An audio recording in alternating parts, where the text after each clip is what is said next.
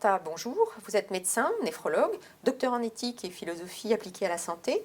Vous travaillez à la Fondation Santé des étudiants de France, une institution spécialisée dans la prise en charge, soins-études des adolescents.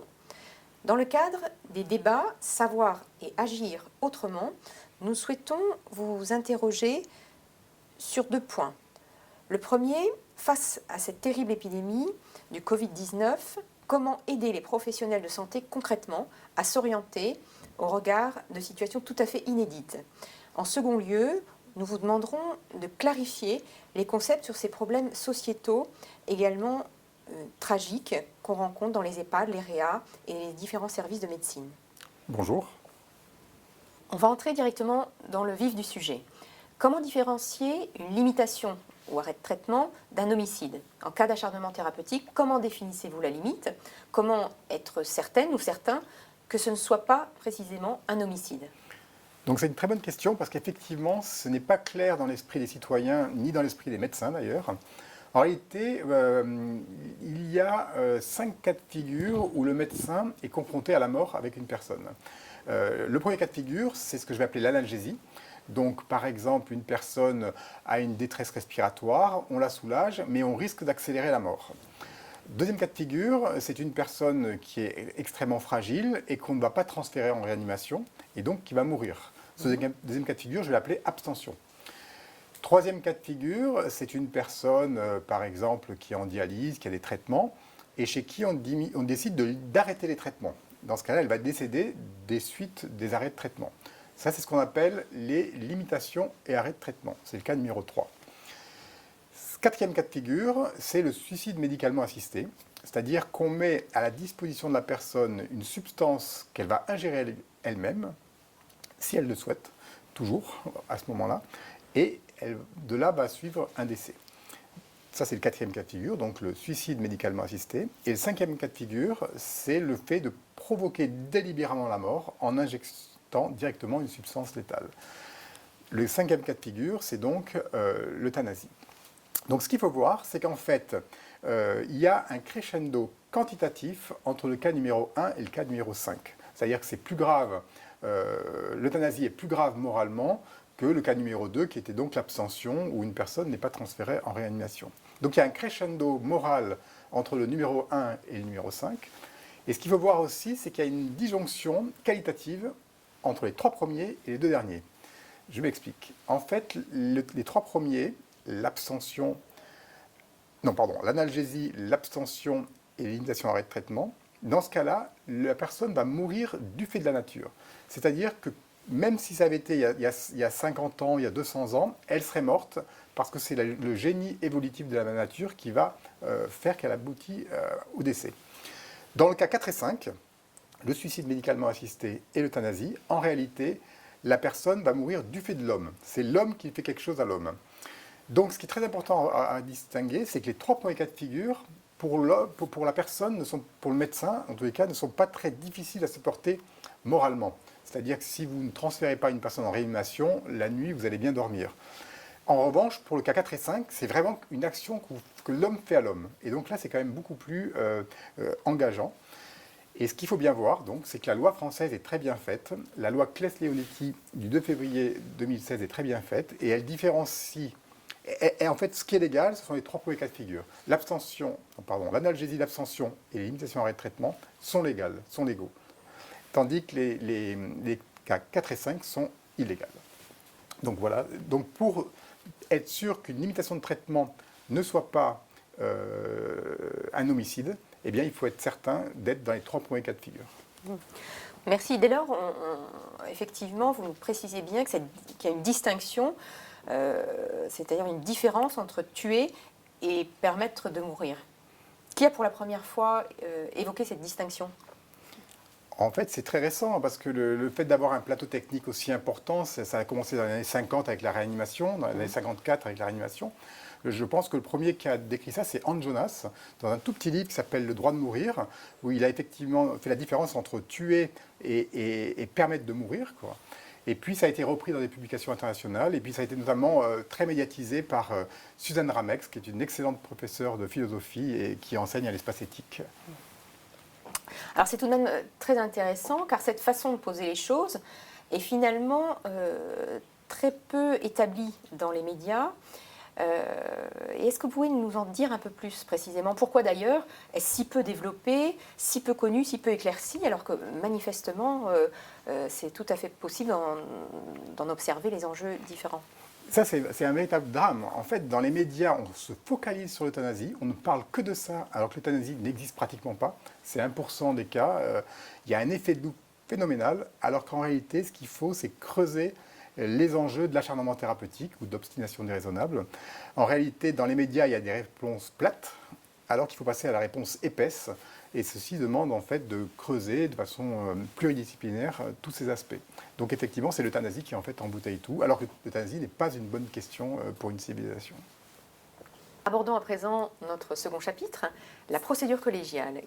Qu'est-ce que la procédure collégiale? En quoi consiste-t-elle? Quel est son déroulement? Très bien.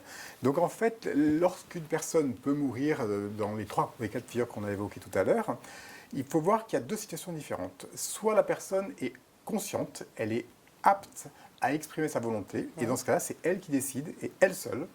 Si elle dit « je veux arrêter les traitements », c'est elle qui va décider. En revanche, si elle est hors d'état d'exprimer sa volonté, si elle est non communicante, là, il faut déclencher une procédure collégiale. Et la procédure collégiale, c'est ce qu'il y a de plus important pour les équipes à savoir mettre en place. C'est extrêmement fondamental. Donc, on va y aller doucement. Donc, une procédure collégiale, tout d'abord, il faut trouver un médecin extérieur à l'équipe. C'est obligatoire. Deuxièmement, il faut réunir tout le monde, aides-soignants, infirmières, psychologues, etc., médecins, chefs de service. Et ce qu'il faut voir, c'est qu'en fait, il y a primauté absolue du sujet sur la fonction. C'est-à-dire que tout le monde a le même pouvoir dans la délibération. Ce n'est pas le médecin ou le chef de service qui parle le plus. Ensuite, à la fin de la réunion, c'est seulement le médecin en charge de la personne qui va prendre la décision. C'est elle et elle seule. Si jamais elle doit débrancher un respirateur, elle peut déléguer le geste à une infirmière, mais il faut qu'elle soit présente. Et ensuite, on commence la réunion où tout le monde discute. Donc là, dans cette réunion, il faut d'abord éliminer des enjeux, je vais dire, non moraux, avant de s'intéresser aux enjeux moraux. Dans les enjeux non moraux, il faut tout d'abord voir s'il n'y a pas de problème d'organisation de service. C'est-à-dire, est-ce qu'il y a assez d'infirmières, est-ce qu'il y a assez de personnel? Très souvent, en fait, les choses commencent là. Deuxièmement, il faut éliminer des enjeux médicaux. Est-ce que les soins sont bien conduits, les escarres, la sécheresse de la bouche, la souffrance, est-ce que tout ça est bien conduit? Troisièmement, il faut également éliminer des enjeux psychologiques. Souvent, quand on a une forme très délabrée de vie, on a envie de s'en débarrasser. C'est-à-dire qu'il y a un désir inconscient de mort chez les soignants, et chez moi aussi d'ailleurs. Donc ça, il faut bien le repérer, parce que ce n'est pas du tout immoral, mais c'est quelque chose qui se traite et qui s'entend, mais qui ne doit pas intervenir dans la décision d'arrêt de traitement, par exemple, ou de sédation profonde. Ensuite, une fois qu'on a éliminé ces enjeux non moraux, il faut s'intéresser aux enjeux moraux. Donc pour cela, il faut premièrement récupérer les directives anticipées. Les directives anticipées sont en fait les souhaits de la personne concernant les limitations de traitement. Très souvent, il n'y en a pas, mais il faut quand même les rechercher. Il faut ensuite s'assurer qui est une personne de confiance, c'est-à-dire une personne qui va non pas dire ce qu'elle pense, mais qui va être le témoin de ce qu'aurait voulu la personne si elle avait pu s'exprimer. En fait, elle est un représentant de son autonomie. Et puis, ensuite, une fois qu'on a fait ça, on va délibérer assez longtemps. On va être attentif à ce que disent les infirmières ou les aides-soignantes, parce qu'en fait, elles sont plus proches des personnes malades et elles peuvent témoigner des désirs de vie, des désirs de mort, des ambivalences, beaucoup plus précisément qu'un médecin. Une fois que toute la délibération est terminée, c'est le médecin responsable qui décide, comme je l'ai dit.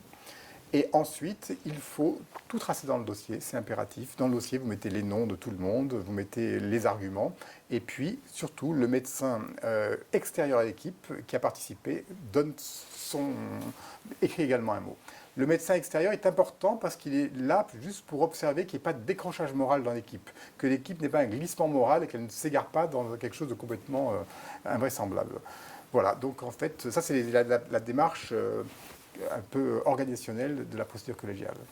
Très bien. Peut-on revenir un instant sur cette Question des régulations de prise de parole. Comment faites-vous pour faire parler tout le monde? Cette procédure collégiale, effectivement, semble donner le même poids à chacun, vous nous l'avez rappelé. En même temps, en France, les observateurs montrent que seuls les médecins parlent souvent dans ces réunions. Les infirmières, les aides-soignantes n'osant pas parler. Qu'observez-vous de votre côté? Alors moi, ça c'est quelque chose qui est assez connu, effectivement, c'est les médecins qui ont beaucoup de bagou et qui ont beaucoup de vernis dans leurs paroles, qui parlent tout le temps. Moi j'ai mis en place un truc très simple en fait. Je demande à ce que les personnes demandent la parole en faisant un petit signe de la main. C'est-à-dire que j'ai mis en place des régulations de prise de parole, ce qui fait que finalement l'infirmière et l'aide-soignante peuvent parler, et une fois qu'une personne a trop parlé, elle n'a plus la prise de parole. Par exemple, mon chef de service qui est assez bavard et qui dit des choses intéressantes, s'il a trop parlé, en fait, il ne peut plus parler. Donc ça crée une rééquilibration directe. Et puis, bien souvent, je commence la réunion en demandant aux aides-soignantes de s'exprimer, puis aux infirmières, et seulement à la fin aux médecins. C'est-à-dire que je fais une espèce de forçage, et ceci est extrêmement important parce qu'en fait, ça crée des estimes, des reconnaissances réciproques, et ça permet de créer une cohésion d'équipe, quoi. Quelle différence observez-vous entre ces prises de parole, précisément, entre les médecins et puis les personnes qui sont comme ça au plus proche du corps du malade? Ah ben là, en fait, c'est assez simple. D'abord, il faut voir qu'il y a des médecins, c'est pas absolutiste ce que je dis, mais il y a des médecins très techniciens, en fait, qui sont très rapides, mais qui ont finalement pas beaucoup de sensibilité humaine ou disons pas beaucoup d'intuition morale, quoi. Et inversement, vous pouvez avoir une aide-soignante qui a une grande sagesse pratique, une expérience de vie, et donc c'est très important de voir que les 10 ans d'études donnent aux médecins une vraie technicité. En revanche, pour ce qui est des enjeux existentiels, rapidement les choses s'égalisent et même des fois les choses s'inversent. Ça, c'est la première chose. Et la deuxième chose, comme je le disais, en fait, le médecin est quand même à distance dans une prise en charge globale qui a toute sa portée. Mais les aides-soignantes et les infirmières ont une espèce de porosité avec les soignantes, d'accompagnement presque familial, quoi, et donc ils perçoivent des nuances qui sont extrêmement intéressantes à récupérer. Notamment, est-ce que la personne veut arrêter, ne veut pas arrêter, est-ce qu'elle est angoissée? Et là, tout le personnel contribue exactement à part égale à se faire une idée de la situation, quoi. Finalement, vous décrivez 3 acteurs, la personne malade, les proches et l'équipe médicale, n'est-ce pas? Alors, en fait, c'est exactement ça. Il y a 3 points d'appui, comme vous l'avez dit. Mais en fait, on s'aperçoit au long cours qu'il y a en fait un 4e et un 5e acteur. Le 4e et le 5e acteur sont en fait la temporalité et la verbalisation. C'est-à-dire que pour que la prise en charge soit prise de façon la plus humaine possible, il faut en fait introduire du temps, il faut anticiper et il faut faire parler les gens. Et donc, c'est que dans ces cas-là où on a une décision qui est assez humaine. Quels sont concrètement les apports de ces réunions de philosophie appliquées à l'hôpital, en particulier comment aider les soignants face aux situations d'infection du Covid? D'accord. Donc, en réalité, la procédure collégiale ou ces réunions, c'est ce qu'il y a de plus important pour les équipes. Ce sont véritablement des actes de soins qu'on porte sur l'équipe. Le fait de délibérer ensemble, ça va créer des estimes, des reconnaissances, des cohésions. Et donc, c'est extrêmement important de savoir prendre du temps pour ça.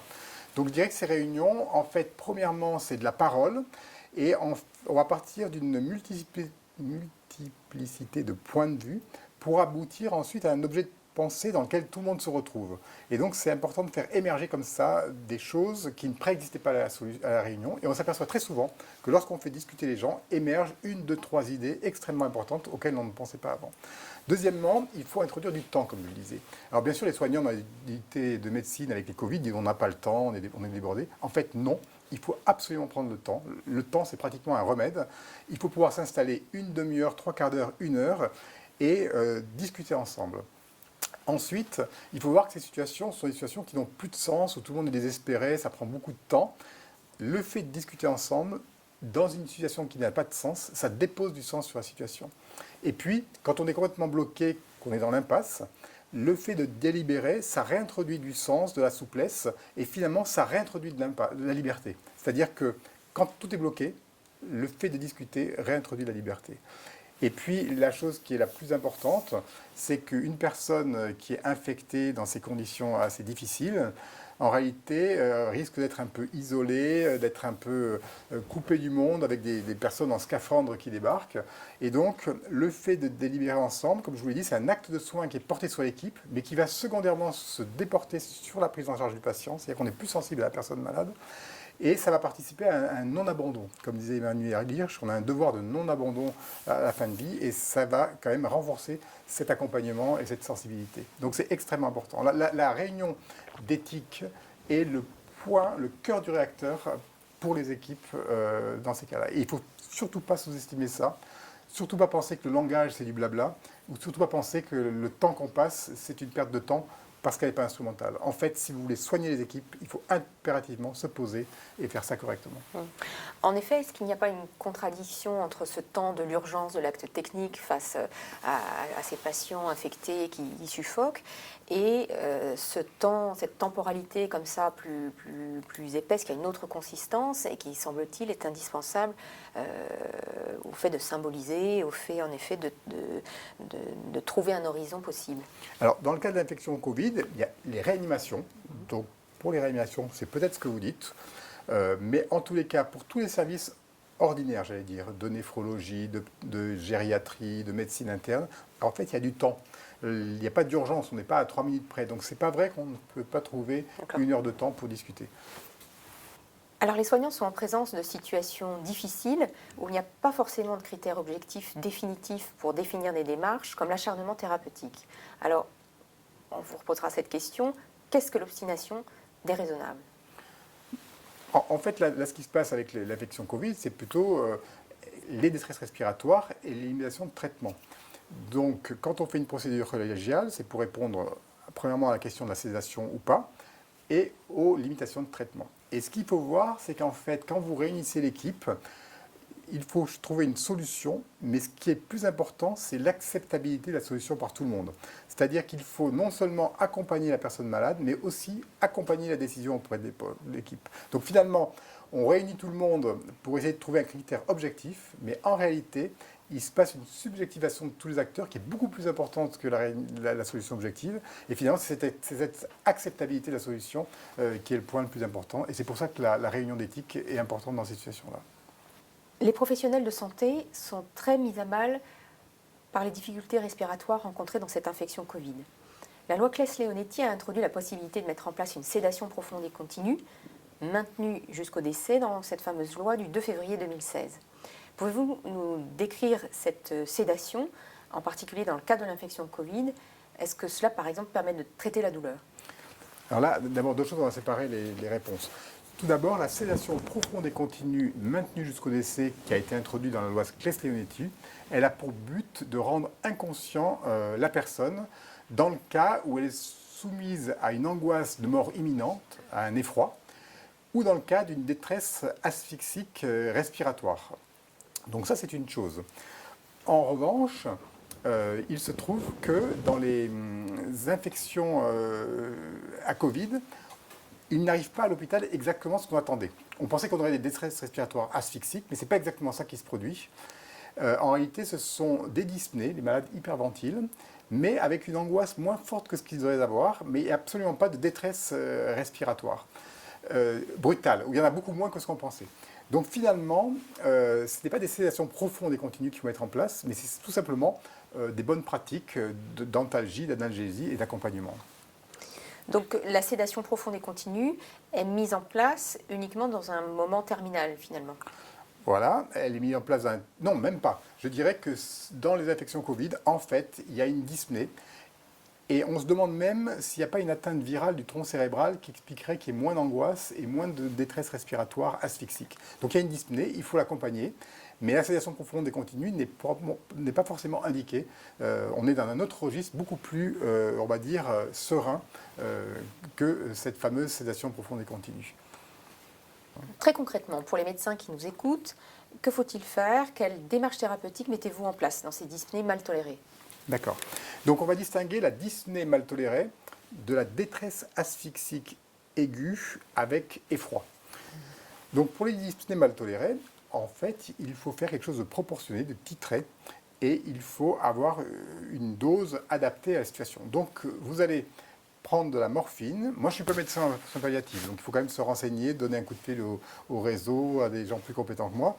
Vous me prenez de la morphine, 2 mg, vous injectez ça en intraveineux, vous le répétez toutes les 10 minutes, et une fois que vous avez atteint une fréquence respiratoire à 25. Une fois que la personne est plus calme, vous faites la dose totale que vous avez injectée et vous divisez par 4. Et là, vous avez la dose horaire que vous allez maintenir. Et donc, vous avez une personne que vous avez rendue plus sereine et vous l'accompagnez avec cette dose-là. Vous n'êtes même pas obligé de la changer. Parfois, elle va mourir au bout de quelques heures, quelques jours, mais vous restez à cette dose-là. Vous pouvez augmenter un peu, diminuer un peu, mais vous restez avec une dose titrée. Si par contre survenait une détresse respiratoire asphyxique avec angoisse de mort imminente, dans ce cas-là, il faut une sédation profonde.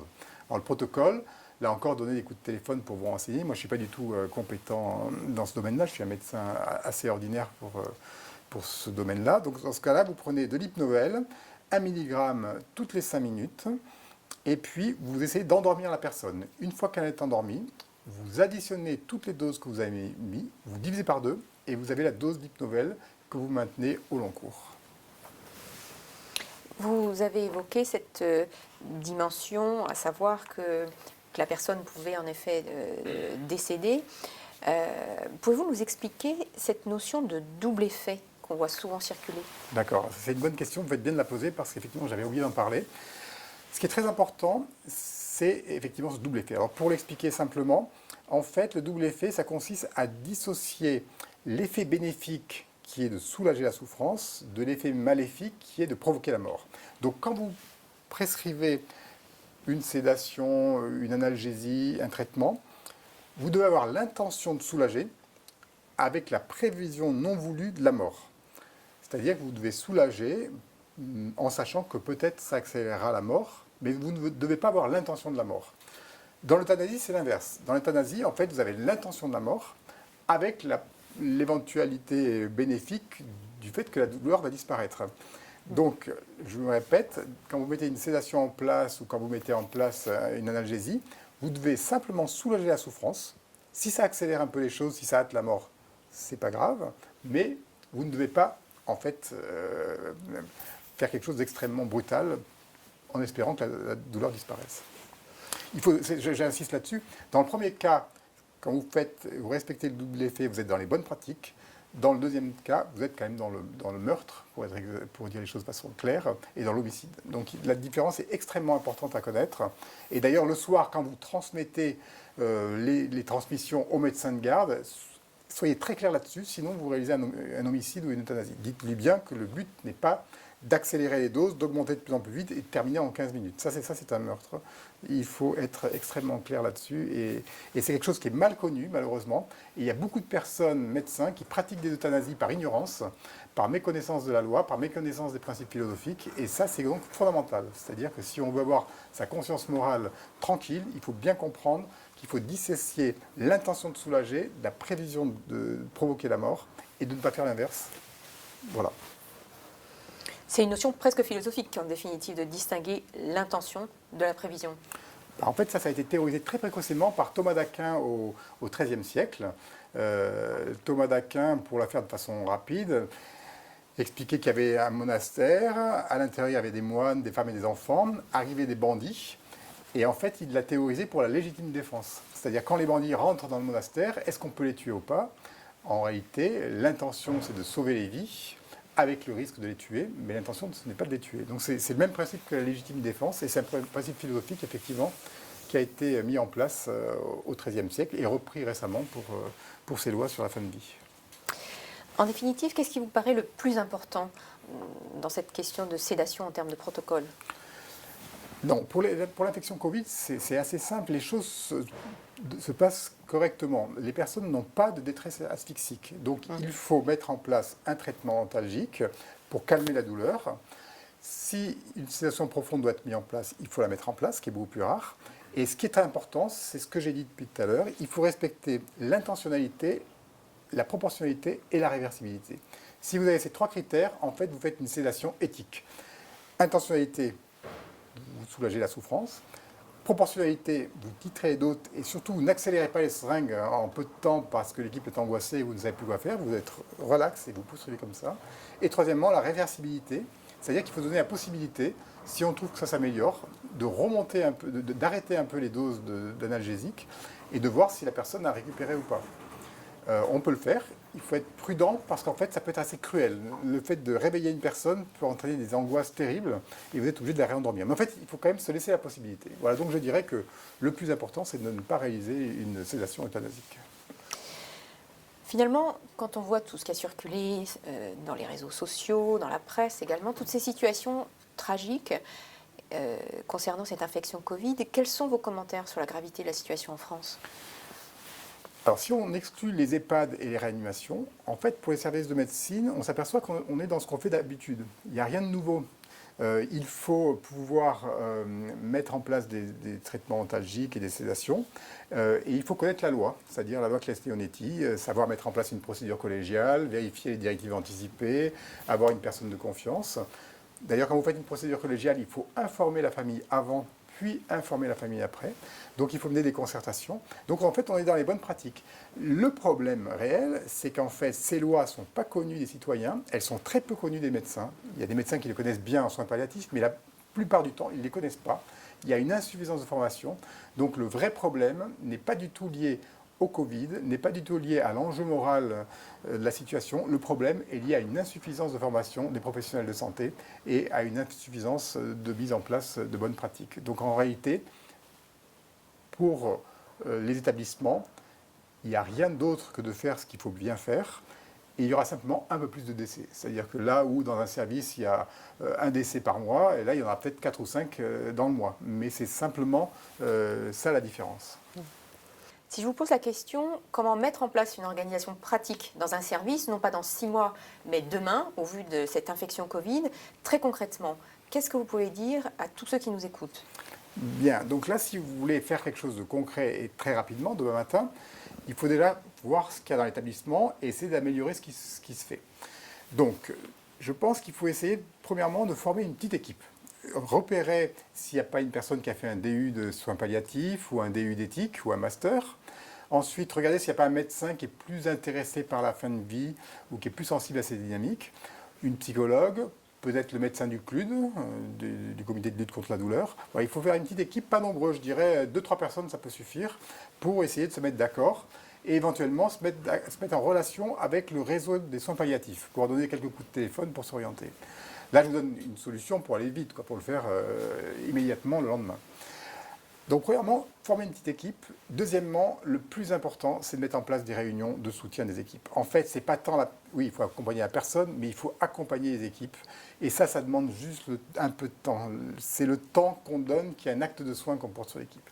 Donc là, je dirais qu'il faut bien comprendre le principe de la procédure collégiale et se rappeler qu'on la met en place que lorsque le patient est non communicant. Et il faut, comme on le disait, introduire du langage et de l'anticipation. Donc je pense qu'il faut pouvoir, avant cette procédure collégiale, faire des réunions assez fréquentes, tous les jours, tous les 2 jours. Pas forcément très longues, mais au moins pour que les équipes trouvent une cohésion et une adhésion et pouvoir accompagner. Et donc je dirais donc, des réunions assez régulières pour soutenir l'équipe, une procédure collégiale qui est obligatoire en cas de limitation de traitement et obligatoire en cas de sédation profonde et continue.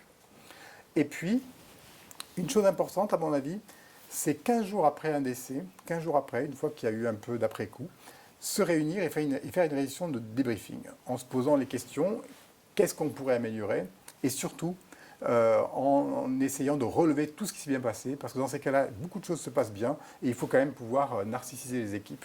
Donc là, il y a une vraie responsabilité. Et puis, dernière petite chose, je pense que c'est important d'envoyer un courrier aux familles pour raconter les dernières paroles, les derniers moments et dire à quel point la personne était appréciée par tout le personnel. Voilà. Et pouvez-vous nous dire un mot sur ce que toutes ces réunions, dans votre expérience, a entraîné comme modification, peut-être comme changement au sein de l'équipe ? Alors, c'est évident que quand on fait ces réunions, se met en place au long cours et se développe au long cours une culture d'équipe. Donc, si vous êtes dans un service avec l'infection Covid, vous êtes un peu en détresse parce que vous ne savez pas vous y prendre, c'est l'occasion de commencer et tout est perfectible, tout est révisable. Vous avez le temps de mettre ça en place et puis dans 6 mois de faire un DU d'éthique par un médecin, une infirmière et de poursuivre. Et finalement, ces réunions, Ce travail sur la fin de vie n'est pas aimé des soignants parce qu'en fait, la mort, c'est pas drôle. Les gens sont là pour soigner des vies et pas pour s'occuper des morts. Mais en fait, c'est une très grave erreur, intellectuelle, là pour le coup, parce que la mort est une situation extrême. Et c'est une situation où on est obligé d'inventer et d'être imaginatif. C'est-à-dire que c'est une niche très isolée qui n'est absolument pas funeste, mais c'est là où il y a les choses les plus importantes à penser. Donc en fait, penser à la mort, c'est d'abord penser à la vie.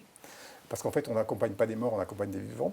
Et c'est une zone de pensée qui est extrêmement créatrice et qui, après, peut donner des idées dans d'autres domaines. Moi, par exemple, j'ai mené un travail philosophique, de philosophie appliquée dans le service depuis 2012. Et en fait, ces réunions de philosophie appliquée à la fin de vie étaient tellement dynamiques que ça m'a donné des idées pour les appliquer à d'autres domaines, à la transplantation d'organes, au secret professionnel, au refus de traitement, à éthique et management, etc. Donc en fait, il faut surtout sortir de l'impression de tabou que représente la mort et qu'on a tous, parce qu'en fait, c'est là où il y a du réel pur et c'est là où on peut symboliser des choses extrêmement stimulantes et dynamiques. Du fait de cette infection Covid, des situations ont été mal vécues dans la société. Des médecins ont vu leurs malades mourir sur leurs yeux sans pouvoir être admis en réanimation. Il y a eu les drames dans les EHPAD, le triage dans les réas. Que peut-on dire de ce tragique ? Alors tout d'abord, je crois qu'il faut se mettre d'accord sur les mots. En fait, je vais donner au tragique une définition très précise, un peu personnelle, mais pour qu'on se mette d'accord. Le tragique, je dirais que c'est quand l'homme fait quelque chose à l'homme. Par exemple, un tsunami, ce n'est pas du tragique, c'est la nature qui fait quelque chose à l'homme.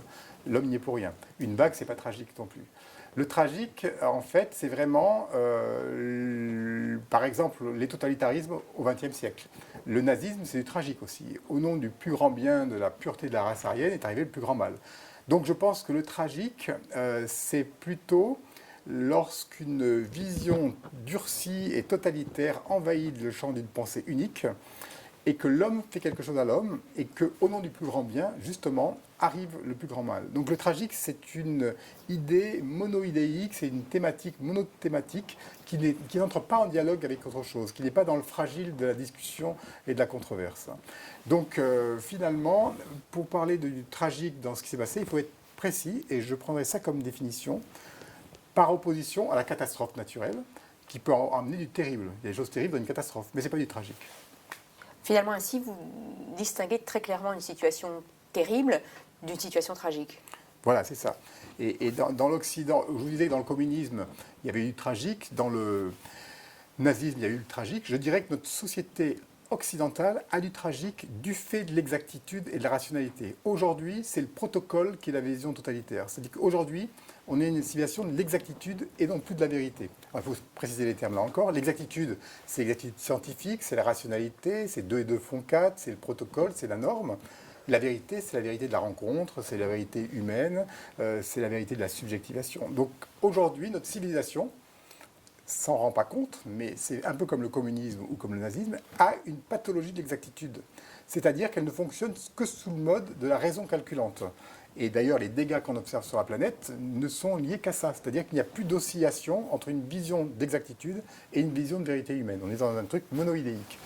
Et donc ça, je pense c'est important de voir que ce qui a pu arriver dans les EHPAD, dans les réanimations, en fait, ce sont des pathologies de l'exactitude, des pathologies de la pensée calculante. Dans ces cas, précisément, si on suit votre définition, qu'y a-t-il eu de tragique précisément dans les réanimations, dans les EHPAD ou encore dans les services de médecine ? Non, en fait, je crois que le vrai tragique, le plus profond, ça a été les conditions de la mort pour les proches, coupés des personnes qui étaient en train de mourir. Je crois que le vrai tragique, il est là. En fait, là encore, c'est-à-dire qu'il y a eu quand même, il faut voir la situation, des proches qui ont appris qu'une personne chère allait pas très bien, puis ils apprennent très rapidement que ça se dégrade, ils sont interdits de visite, puis la personne meurt, et donc ils se prennent un immeuble sur la tête, on leur a interdit de venir, la personne morte est mise dans 2 ours en plastique, on ferme le cercueil et elle part dans un camion réfrigéré. Donc pour les proches, je ne sais pas si vous imaginez le traumatisme et les deuils pathologiques que ça peut représenter. Donc je pense que le vrai tragique, ça a été ce qu'ont vécu les proches dans ces situations. Et on va en reparler sans doute pendant longtemps et même pendant quelques générations. Et pouvez-vous nous préciser un peu cette idée selon laquelle la norme et le protocole sont devenus d'une certaine façon totalitaires ? Alors là, c'est compliqué comme question, mais si vous voulez, depuis 300 000 ans, Homo sapiens enterre ses morts. En fait, le réel de la mort, c'est quelque chose qui se symbolise, qui se ritualise. Le réel de la mort, c'est extrêmement important. Euh, pour la personne qui est en train de mourir, c'est important de ne pas être abandonné. C'est extrêmement cruel de se retrouver comme un pestiféré abandonné. Et pour les proches, c'est extrêmement important de pouvoir dire des dernières paroles d'amour, des réconciliations, des pardons, d'évoquer des choses. Et c'est important d'avoir des cérémonies, d'avoir des rituels et d'avoir un accompagnement. Donc ça, c'est quelque chose qui fait partie d'Homo sapiens. Et c'est pratiquement une sacralité de l'espèce, quoi. C'est un intérêt pratiquement sacré de l'espèce. Donc le tragique de la situation, c'est qu'en fait, Édouard Philippe, quand on lui dit est-ce qu'on pourra aller aux obsèques, il dit non. Il applique le protocole, il applique la norme. Et lui pense faire le plus grand bien parce que lui, ce qu'il veut, c'est éviter les contaminations. Parce que si on se contamine, il y aura du terrible, il y aura des morts. Mais il fait une confusion entre le terrible des morts et le tragique de ne pas respecter la sacralité de notre espèce. Donc en fait, il répond, il faut du protocole. Les agences régionales de santé mettent en place les protocoles. Mon directeur et toute l'équipe qui fait très bien, qui pense faire très bien, met en place les protocoles. Et en fait, il s'avère qu'il y a une immense tasse aveugle sur cette partie de vérité qui est la symbolisation de la mort au dernier moment. Et donc, il faut voir qu'il y a d'un côté la symbolisation du réel qui est une vérité, et d'autre part ces protocoles qui sont une exactitude. Or, là, il y a du tragique parce qu'il n'y a que de l'exactitude qui est mobilisée, et on oublie la vérité de la symbolisation. Et en réalité, la vérité de la symbolisation passe avant l'exactitude. C'est-à-dire qu'on a inversé les points d'appui. Il faut commencer par la vérité pour ensuite mettre une tension féconde entre vérité et exactitude. Je ne sais pas si je me fais comprendre. Très bien. Donc si je comprends bien, il y a une tension féconde entre cette question de l'exactitude, de la norme, du protocole, et d'autre part, cette vérité symbolique, existentielle. Et vous nous expliquez très bien qu'en définitive, tout se concentre sur un seul axe, sur une seule version, et que d'une certaine façon, on marche presque sur une patte et qu'on a oublié qu'on avait ces deux dimensions. Mais en pratique, qu'aurait-il fallu faire alors? Ouais, alors je vais répondre à la question. C'est vrai, exact, vous l'avez très bien redit. En réalité, il faut voir qu'on pense aux vivants et donc on confine pour éviter les contaminations. Et on se dit la mort c'est secondaire, mais en réalité la mort c'est celui qui part et ceux qui restent. Mais pour ceux qui restent, en fait c'est une nécrose psychique, c'est-à-dire qu'en fait ils ont un point qui est complètement mort et qui va persister toute leur vie et qui va être transmis de génération en génération. C'est-à-dire que c'est un effet transgénérationnel qui va se propager. Donc là où on croit qu'on privilégie les vivants avec le protocole et que les morts, bon ils sont morts, en fait on oublie qu'il y a tous les proches qui ont besoin de faire un deuil et qui vont être embarqués dans un deuil pathologique. Et ça, c'est une bombe à retardement extrêmement importante. Donc en fait, on fait une erreur à ne pas réaliser que pour les proches, laisser partir une personne, c'est en fait des actes qui vont lui permettre d'être plus vivante après. Pour répondre à votre question, en fait, je ne sais pas ce qu'il aurait fallu faire, mais il a fallu déjà se poser la question, en éclairant les enjeux de façon différente.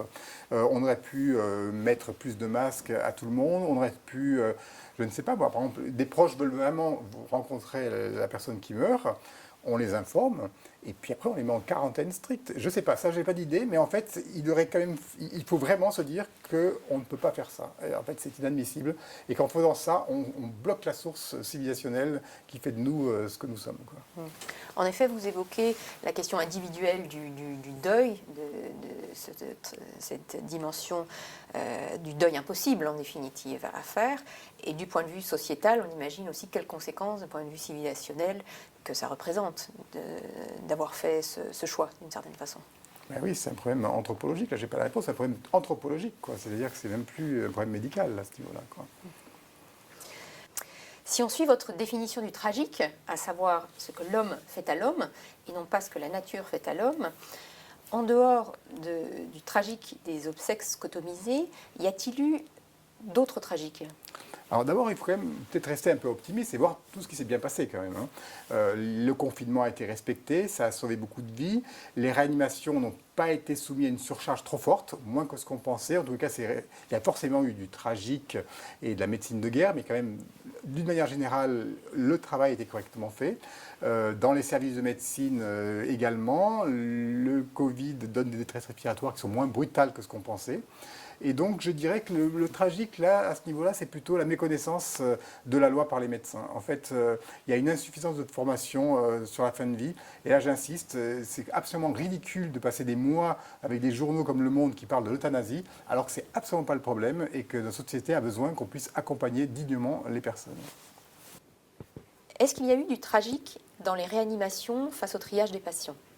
Vous voulez dire, est-ce que le triage est du tragique? Non, en fait, le triage, à mon sens, n'est pas du tragique du tout. En fait, je vais vous choquer, mais vous avez un pays qui est face à une menace d'origine naturelle, une épidémie. Elle a un plateau technique avec un certain nombre de lits de réanimation. Et donc, les personnes, si vous avez 50 postes et que 100 personnes se présentent, ce n'est pas du fait de l'homme qu'il va y avoir des morts, c'est du fait de la nature. Vous avez 50 postes, vous avez 50 postes, vous ne pouvez pas prévoir une catastrophe naturelle, et si vous n'avez pas les moyens, c'est comme ça, c'est terrible. On est dans le terrible, mais on n'est pas dans le tragique. Et dans ce cas-là, en fait, il faut faire quoi? Eh bien, la seule solution éthique, c'est de mettre en place une procédure juste, rationnelle, équitable pour tout le monde. Et donc, dans ce cas-là, vous avez une procédure, on appelle ça le triage, c'est un mot affreux, mais vous mettez une procédure juste.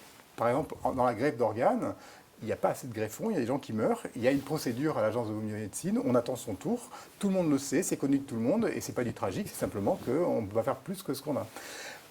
Ce n'est pas du tragique, par contre, il peut y avoir du scandale, ce qui est autre chose. Le scandale, c'est quand un État a délaissé l'hôpital, a déserté l'hôpital, n'a pas mis en place ce qu'il fallait pendant des années, et que l'hôpital ne peut pas répondre à la demande publique. Ça, c'est du scandale, mais ce n'est pas du tout tragique. Est-ce qu'il y a eu du scandale? C'est une autre question, mais le débat reste ouvert. Que pensez-vous de la situation dans les EHPAD? Alors, dans les EHPAD, effectivement, il y a eu une très forte mortalité. Il faudrait vérifier, mais je crois que la moitié des décès ont été signalés dans les EHPAD. Et donc, dans les EHPAD, effectivement, il y a eu du tragique. Et je pense que c'est là où on va se souvenir de cette épidémie, plus que dans les réanimations et dans les services. C'est vraiment les EHPAD le gros problème de ce qui s'est produit. Et pourquoi sont mortes ces personnes? Alors, d'abord, ils sont morts parce qu'ils étaient âgés. C'est évident qu'à 95 ans, on va mourir plus rapidement qu'à 75 ans. Ensuite, il faut voir ce sont des personnes confinées de base. Donc, en fait, on les a confinées en voulant bien faire, mais en fait, on les a enfermés dans un lieu où le virus a circulé et où il a infecté tout le monde. Et en plus, ce sont des lieux où il n'y a pas vraiment de plateau technique médical, il n'y a pas grand-chose dans les EHPAD. Donc, en fait, on les a mis tous ensemble, on a mis le virus, on a fermé la porte, et quand on l'a ouverte, il y en avait la moitié qui étaient morts. Et puis ensuite, il y a autre chose, c'est que finalement, on est très normatif quand il y a des protocoles qui circulent. On est plus normatif que normatif, c'est qu'on est plus royaliste que le roi. En gros, les personnes se disent, il est très vieux, donc on ne va pas aggraver les choses en l'envoyant à l'hôpital, de toute façon, il est trop vieux pour aller à l'hôpital. Et là, il y a une erreur. Parce qu'autant il n'y avait pas de place en réanimation, autant des prises d'oxygène pour des sondes nasales, il y en a beaucoup en France. Donc il était tout à fait possible de regarder la situation et de voir si on pouvait les adresser ou pas. Et là, en fait, les gens intériorisent le protocole, ils intériorisent la norme. C'est-à-dire qu'ils sont plus normatifs que ce qu'on leur a demandé et personne n'a été transféré, ou très peu, dans les hôpitaux. Et là, probablement, c'est un protocole qui devient autoréférentiel et qui avance pour son propre compte et qui arrive à produire le plus grand mal, quoi. Finalement, vous êtes en train de nous dire que les soignants, d'une certaine façon, et peut-être même dans une plus large part de la population, a intériorisé la férocité du protocole, au point d'être plus féroce que le protocole lui-même. Voilà, c'est exactement ça, vous l'avez très bien dit. Pensez-vous qu'il y avait une intention derrière tout ça? Non, je pense qu'il n'y a pas d'intentionnalité derrière tout ça, il y a simplement une fonctionnalité. C'est-à-dire que ce sont des boucles de recommandations qui fonctionnent de façon assez autonome et qui aboutissent à ce qu'on a voulu faire très bien en confinant les personnes âgées, on a voulu faire très bien en évitant qu'ils se contaminent et qu'ils ne contaminent pas les autres. On a voulu faire ça très bien et finalement on est arrivé à quelque chose d'assez dramatique. Donc je ne pense pas qu'il y ait d'intentionnalité très consciente et très directe. Et peut-on parler d'intentionnalité inconsciente? Alors, c'est évident que là, c'est une vraie question. Vous ouvrez une parenthèse un peu plus longue. En réalité, il faut bien voir que nous sommes dans une société qui a le culte de la performance et le culte du marché. C'est-à-dire que pour être inclus dans la société, il faut être jeune, rapide, courir vite, pas dépressif si possible. Il y a un culte du jeunisme. Et puis, donc ça c'est la première norme, il y a une norme qui est les valeurs de la performance, et puis il y a une deuxième norme qui est les valeurs du marché. Pour être inclus dans la société, il faut produire, consommer, etc. Et c'est vrai que le très grand âge est une contre-valeur parfaite. Le très grand âge sont des gens qui ne peuvent pas être performants, ils prennent les pieds dans le tapis, ils sont extrêmement lents, et ce sont des gens qui ne produisent rien, qui ne consomment rien. Donc la société ne le dit pas, mais de façon inconsciente, elle maudit le cinquième âge, elle le maudit totalement. Donc, quand vous avez une société qui met la valeur sur la performance, en fait, le cinquième âge est une contre-valeur totale. Ce qui fait que les tutelles, tout le monde, moi, vous, quand on s'y met, on se plante. Et pour ne pas se planter, il faudrait mettre comme valeur la vulnérabilité. C'est-à-dire qu'on est dans un humanisme, on a une civilisation qui prône un humanisme de l'illusion de la toute-puissance, et il faudrait un humanisme de la fragilité. Il faudrait revaloriser les vulnérabilités, les situations de handicap et le très grand âge. À partir du moment où c'est une contre-valeur, eh bien vous n'avez plus d'envie, c'est de l'exclure, de le mettre en exil. Et d'ailleurs, une démocratie, je vous rappelle que depuis le contrat social de Rousseau, on a des droits du moment de notre naissance au moment de notre mort. Et là, ces personnes-là sont des personnes qui sont complètement exclues, c'est-à-dire qu'ils sont en exil par rapport à la société. Donc finalement, il n'y avait pas d'intentionnalité directe, il n'y avait qu'une fonctionnalité, mais en réalité, il y avait une intentionnalité indirecte, souterraine, qui est qu'on veut exclure le dernier âge. Et donc, là encore, on est dans le tragique, et les EHPAD, ça sera le tragique, c'est-à-dire qu'au nom de l'exactitude, de la prise, de la maîtrise, de la performance, de la chronométrie, etc., les vieux sont une contre-valeur, et alors qu'on pourrait les considérer comme des vérités existentielles. Ils nous ont donné, on leur rend. On pourrait très bien imaginer quelque chose où ils soient revalorisés. Du fait qu'ils n'ont pas de valeur, eh bien en fait, le protocole a abouti à du tragique. Donc, pour la fin des trucs sur les EHPAD, je vais citer Armelle Debru, parce qu'elle est en train d'écrire un article. Donc je pense en fait qu'il faut attendre l'article d'Armelle Debru, qui est spécialisé en histoire de la médecine et dans les épidémies, et qui va sortir justement un article sur ce que nous évoquons sur le charnier des EHPAD. Selon vous, cette pathologie de l'exactitude a-t-elle également atteint les réanimations et services de médecine ? Alors, en réanimation, oui, forcément, il y a eu la médecine de guerre, c'est-à-dire qu'on a fait des sédations euthanasiques parce qu'il n'y avait pas le choix. Là les médecins, malheureusement, sont face à quelque chose d'insoutenable, et il faudra d'ailleurs être très conscient qu'il faudra les soutenir dans l'après-coup parce qu'ils ont été amenés à faire des actes terribles, des choix, et puis amenés à aller beaucoup plus vite que il était possible, faute de place. Dans les services de médecine, s'il y a eu des excès, c'est simplement par insuffisance et ignorance en fait. C'est-à-dire qu'il y a certainement eu beaucoup de sédations euthanasiques, mais ça c'est un manque de compétences, et vous l'aurez compris, je suis absolument contre l'euthanasie pour des raisons plus longues que je ne peux pas exposer en 3 minutes, mais c'est quelque chose, les arguments sont démocratiques et civilisationnels. C'est absolument pas des arguments personnels comme ça, c'est des arguments posés et fondés. Je pense qu'en fait, il faudrait qu'il y ait plus de formation en fait, pour les professionnels de santé pour ce qui concerne ces histoires de fin de vie et d'euthanasie. Et où faire ces formations précisément ? Je pense que soit il faut faire une formation en soins palliatifs, soit une formation en éthique et en philosophie. Par exemple, chez Emmanuel Hirsch, à l'Espace Éthique, avec Virginie Ponel, Armelle Debru. Voilà, ce sont des endroits très très bien pour tout ça. Vous avez évoqué tout à l'heure les leçons qu'on tirera dans l'après-coup de toutes ces tragédies, précisément, qu'on a précisées aujourd'hui grâce à vous. Qu'en sera-t-il des réparations psychiques, physiques, civilisationnelles, symboliques, d'après vous ? Alors, je ne vais pas répondre directement, je n'ai pas la réponse tout de suite. Par contre, je vais vous faire un autre commentaire. Je pense qu'il y a un véritable problème écologique dont tout le monde est conscient. Il y a une menace terrible, et notre Terre est en train d'être bouffée par le capitalisme, si bien qu'en 2050, si on ne fait rien, on sait très bien que la planète est foutue. Donc, il arrive aujourd'hui un événement incroyable, inédit, et c'est une grande chance. Bien sûr, c'est extrêmement triste qu'il y ait des morts, qu'il y ait du chagrin, qu'il y ait de la tristesse, qu'il y ait des deuils, et qu'il y ait du terrible, c'est extrêmement triste. Mais par ailleurs, c'est une chance incroyable. Et là, ça rejoint la médecine et ça rejoint le soin. Et je vais préciser ma pensée. On avait une chaîne linéaire économique dont on nous disait qu'il était impossible de l'arrêter. Il y avait un ordre établi, il y avait une nécessité, il y avait une logique consumériste, technique, dont on nous disait qu'il était impossible de l'arrêter. Or, on s'est aperçu que l'impossible était possible. Et quand on regarde ce qui s'est passé, qu'est-ce qui a arrêté cette chaîne linéaire ? Qu'est-ce qui a fait dérailler le train ? Eh bien, en fait, c'est la vulnérabilité. C'est la vulnérabilité du corps. C'est parce que nous avons eu des proches qui pouvaient être malades que nous avons fait tout ça. C'est parce qu'il y avait des vies à sauver que nous avons fait tout ça. Donc, ce qui est très intéressant, c'est que ça rejoint la médecine. Que pensez-vous des valeurs qui ont été mobilisées? Oui, c'est une bonne question. Donc, je disais que la vulnérabilité avait arrêté le processus. Et en fait, on s'aperçoit que la modernité, depuis le siècle des Lumières, depuis la Révolution française, la valeur républicaine la plus forte, c'est la liberté, en fait. Liberté, égalité, fraternité, on commence par liberté. Or, la liberté, qui était une chance à cette époque, parce qu'on s'est émancipé de la nature, on s'est séparé de la nature, est devenue en fait une catastrophe à l'arrivée. Pourquoi? Parce que la liberté, c'est aussi l'individualisme, la liberté, c'est aussi le libéralisme, c'est aussi l'économie, et finalement, la liberté est une valeur qui est devenue complètement folle. Et on s'aperçoit qu'avec la souffrance du corps, eh bien, en fait, c'est la responsabilité à l'égard de la vulnérabilité qui est passée en première position. C'est-à-dire qu'on est devenu responsable de l'autre vulnérable.